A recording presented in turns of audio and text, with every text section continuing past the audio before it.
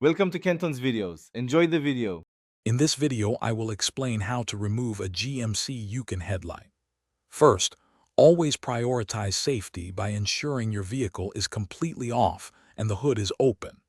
It's a good practice to disconnect the negative battery terminal to prevent any electrical mishaps during the process. You'll want to have a few essential tools on hand, including a 7mm and a 10mm socket, along with a ratchet and possibly a pry tool for clips. Next, we need to gain access to the headlight assembly.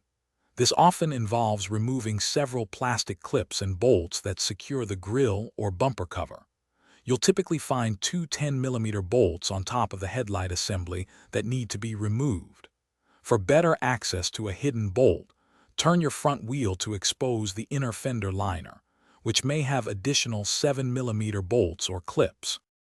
With the upper bolts and any trim fasteners removed, you'll usually find a third 10mm bolt inside the fender well, accessible by pulling back the liner.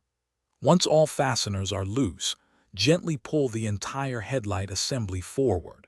This creates enough space to reach behind and disconnect the electrical connectors.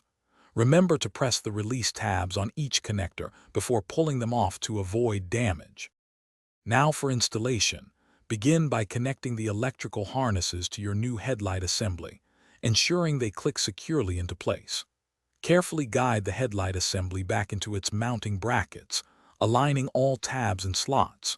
Reinstall all the bolts and clips you removed earlier, making sure everything is snug.